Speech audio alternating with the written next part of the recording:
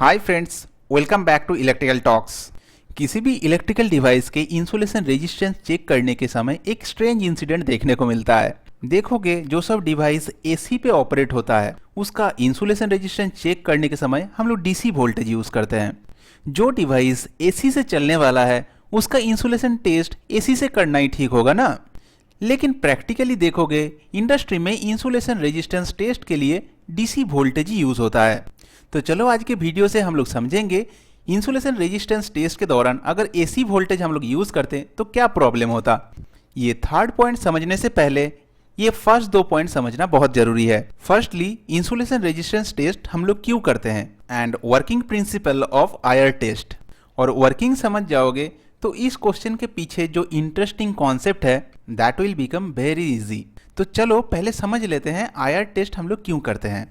मान लो ये मोटर बहुत दिन से बंद था, अब इसको चलाने का जरूरत है।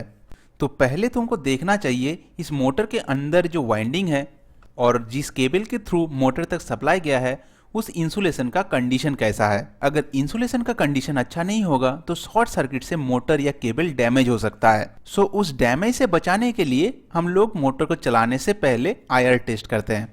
तो अब सवाल आता है इंसुलेशन का कंडीशन कैसे चेक होगा। इसके लिए एक बहुत ही सिंपल इक्विपमेंट है जो है इंसुलेशन रेजिस्टेंस टेस्टर और मेगर।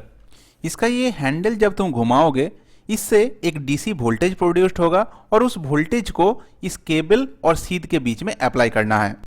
अब इस टेस्ट के दौरान इस इंसुलेटर के अंदर क्या खेल चलता है देखो। जैसे ही इस कंडक्टर में वोल्टेज अप्लाई करोगे तीन टाइप का करंट इस कंडक्टर से ग्राउंड तक फ्लो करता है इस इंसुलेटर के through.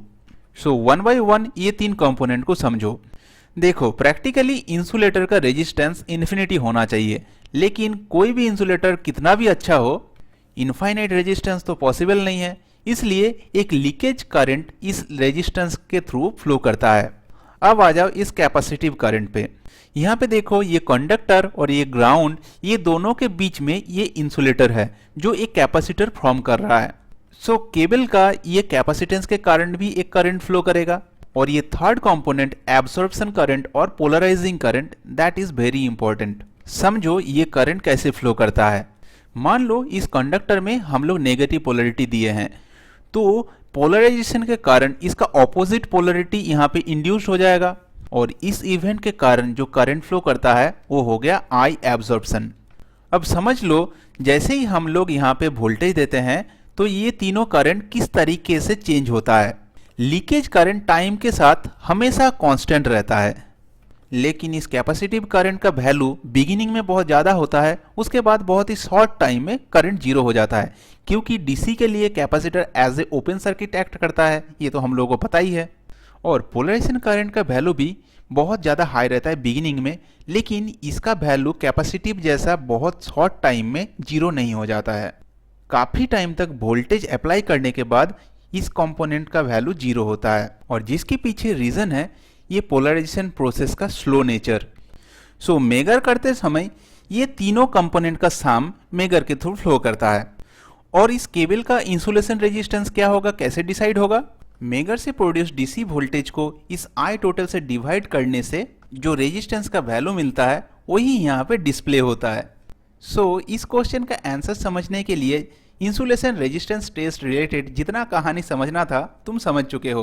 Now we will understand why DC voltage is used in insulation resistance test. देखो मेगर के थ्रू तो हम लोग डीसी वोल्टेज अप्लाई करते हैं, इसलिए ये तीन कंपोनेंट जो करंट का होता है उसमें ये कंपोनेंट जो लीकेज करंट का कंपोनेंट है वो देखो ये तीनों कंपोनेंट से ज़्यादा है।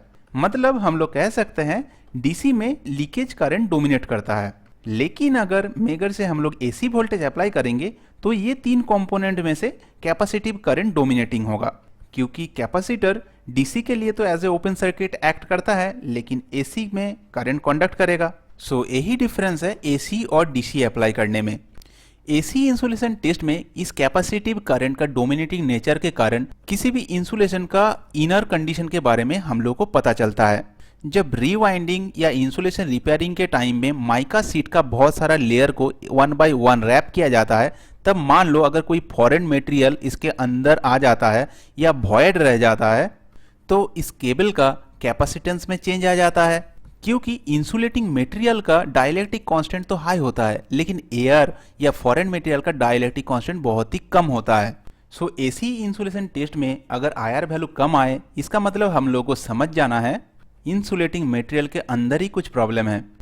अब नॉर्मल यूज़ के दौरान क्या होता है, मान लो कोई मोटर सालों से महीनों से चल रहा था, अभी 5-7 दिन के लिए बंद हुआ है और उसका इंसुलेशन रेजिस्टेंस टेस्ट हम लोगों को करना है। सो इस टाइप के केस में इंसुलेशन के अंदर वॉयड या फॉरेन मटेरियल रह जाने का डर तो बहुत ही कम है, क्योंकि इस टाइप का प्रॉब्लम रिपेयरिंग या रीवाइंडिंग के टाइम ही हो सकता है ना। लेकिन हम लोगों के केस में ऐसा कुछ तो हुआ ही नहीं है, मोटर महीनों से इसी कंडीशन पे चल रहा था। सो इंसुलेशन के अंदर कोई प्रॉब्लम नहीं है, जो प्रॉब्लम हो सकता है बाहर हो सकता है। इंसुलेशन में डस्ट, ऑयल, मॉइस्चर इस टाइप के कंटामिनेशन अगर जम जाए, तब ये तीनों करंट में से ये लीकेज करंट का वैल्यू बहुत ज़्यादा बढ़ जाता है। और इस टाइप का कंटामिनेशन और मॉइस्चर का डर ज़्यादा रहता है जहाँ पे कंडक्टर ओपन रहता है, जैसे कि मोटर का टर्मिनल बॉक्स में। यहाँ पे और एक इम्पॉर्टेंट कॉन्सेप्ट है, डस्ट एक्चुअली बहुत ज़्यादा रेजिस्टिव होता है, तब इससे आईआर वैल्यू कैसे डाउन होगा। एक्चुअली आईआर वैल्यू डाउन होता है इसलिए क्योंकि डस्ट बहुत ही हाइग्रोस्कोपिक होता है, मतलब मॉइस्चर कैच कर लेता है बहुत जल्दी और मॉइस्चर को बहुत ज़्यादा देर तक रिटेन करके रखता है। सो इस टाइप के कंटामिनेशन प्रॉब्लम से लीकेज करंट ही मेनली इन्फ्लुएंस्ड होता है। सो हम लोगों को सिर्फ आई लीकेज को ही डिटेक्ट करना है, जो डीसी इंसुलेशन टेस्ट से ही पॉसिबल है। एसी इंसुलेशन टेस्ट करने का कोई ज़रूरत है ही नहीं। और एक पॉइंट है, एसी इंसुलेशन टेस्ट में कैपेसिटिव कंपोनेंट का करंट बहुत ज़्यादा होता है, इसीलिए मान लो लीकेज करंट का वैल्यू थोड़ा मोड़ा अगर बढ़ भी जाएगा तो हाई कैपेसिटिव करंट के कारण इस लीकेज करंट का हाई अमाउंट हम लोग को पता ही नहीं चलेगा। इसीलिए इंसुलेशन रेजिस्टेंस टेस्ट करने के लिए डीसी वोल्टेज को ही यूज़ किया जाता है। Thanks Deepak for asking such interesting question. That's all for now.